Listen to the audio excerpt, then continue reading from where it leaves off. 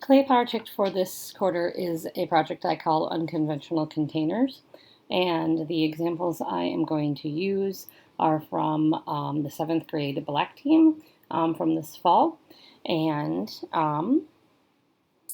we can look at some examples to start with. This is a kind of cute example, and you can see that there is a seam about halfway down. So this is actually a hollow container, and that is quite an expressive snowman that we see there. There's some expectations that you're going to have to meet. So this is an excellent example of a really nicely designed piece. But your piece is going to be a sculpture of an object. All right, so that is your first priority, that you need to create something that is an object first. So this is a tree, but it also needs to be hollow, and it has to have a perfectly fitted lid. And I will teach you how to create that lid as we go along, and I'll teach you how to create a hollow figure. So your first goal is just to design a piece that is an object. And there'll be some guidelines that'll help you design something that'll be effective as we go. So just get some ideas in mind as we're looking at some examples.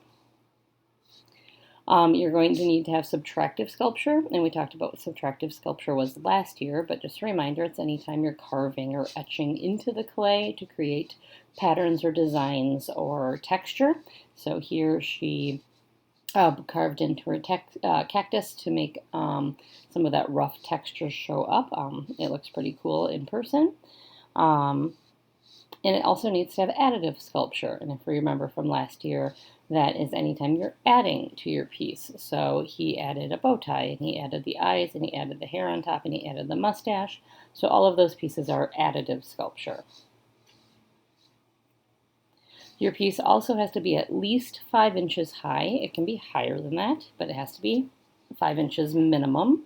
And that is in its greenware state. So remember, clay shrinks as it dries, both when it's drying to bone dry and then also when it's being fired. So I understand that when it comes out of the kiln, it will be smaller than when you hand it into me. And if your piece that you're designing makes more sense to be long rather than high, I will be fine if it's 5 inches wide rather than high. So you can see in her pineapple, it is definitely 5 inches high, and that is fine. But there is a caveat, and we'll see here in a second that there is a little, hey, be careful. But we'll look at some examples first. So that's a cute little snow person. I think this was supposed to be a peanut, and it cracks me up because the lid that he cut looks like a smile, and I just find it hilarious, and I love it. And a little mushroom with a mustache and little cute appendages. A very creepy alien-like figure. I love it. Pumpkins were popular. We did this in early fall. And this is the caveat. So it says, please note, things like stems and other add-ons do not count towards the height requirement. So that pineapple that we saw earlier, it met the requirement, but it didn't meet the requirement because of those green stems. She met the height requirement just through the main part of her pineapple. Those green stems were higher than 5 inches. So just be careful that you don't make something that's only 3 inches tall and then go, oh, I'm going to add a stem that's 2 inches and that'll meet the requirement. You want to make sure that your hollow vessel is at least 5 inches.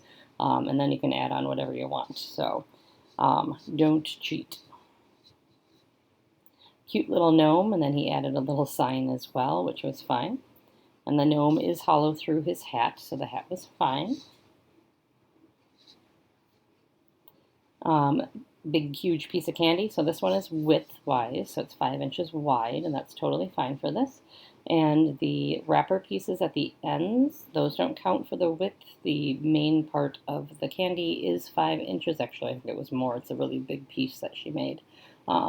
It was definitely met the requirement. So I think in total it was probably more like 8 or 9 or 10 inches wide with all those, the blue pieces at the end too. It was quite a big piece. Cute little candy corn. If you can't tell, we did these around Halloween. This was like a little gourd, and he made it more into a teapot, which was kind of cool. And it was a little hollow piece at the end, and the other side was a handle. It was really neat, very well made. This piece actually looks much cooler in person because you can't quite tell all the texture that he put on this piece. It's kind of like an octopus, little kraken type piece. And the texture he added was really neat. Mushrooms tend to be popular. I recommend that you don't do them. They're actually a lot harder than you might think to do successfully. Another piece of candy. I also suggest not trying to do one giant hollow piece like this. They are a lot harder than doing multiple pieces together. Excuse me. Things like the pineapple and this piece where you have one big hollow shape, much harder than doing something that has multiple hollow shapes that you're putting together. But if you want to try it, go ahead. Not the greatest picture, but this was really cool. It was kind of like a steampunk turkey with the turkey on its back, and it was hollow all the way through, and it's just kind of a neat piece, but not the best picture. Now this one looks really, really neat, and I have to say that this is something I would recommend tackling much quicker than doing something like a pumpkin or a pineapple. Doing things that have a head and a body, having separate pieces like that are much easier to do than one big hollow piece. Highly recommend doing something like this. Much easier. Okay, love this little guy. Kind of a little chubby, creepy fellow. I think he's adorable. And again, two hollow pieces put together, much easier than one hollow piece. This is three hollow pieces put together, much easier again. So the more hollow pieces that you have to put together, the easier it is to meet the requirements. So recommend this type of thing. Oh, this is adorable. Great texture, great additive and subtractive. Areas that needed to be smooth were super smooth. Areas that needed texture were great texture. Glazing was fantastic. Just adorable overall. Met the height requirement. Just excellent craftsmanship. Loved this one too. Just thought the faces were hilarious that they faced different directions. Again, three hollow pieces put together. Easy to meet the requirements. You just had to worry about making everything look nice and adding all the pieces that you wanted to. If you don't want to have to struggle with the project, multiple hollow pieces are the easiest way to meet the requirements. Okay, and this is a hard one. Big hollow piece that has to meet the height requirement from the start, and then you have to add on all your details. Those green fronds, not easy to do, not easy to attach without breaking. This is a hard piece, so just letting you know, but it looks cool. Okay, there's your grading objectives. So these can stay up on the wall after I'm done, so you can take a look at it while you're planning. So it has to be an object that is hollow and has a fitted lid, 5 inches high or wide in its greenware state. You want to just remember for craftsmanship that you don't want your walls to be more than 1/2 inch thick, otherwise it's just poorly constructed. It's more likely to blow up. Those are not good things. And you want to have appropriate details in texture and surface decoration just to make it look good. And you must have additive and subtractive sculpture. And your glaze, when you get to it, which won't be any time in the next week or two, so don't worry about this yet, but you will want to have full coverage, and you don't want it to be spotty or streaky.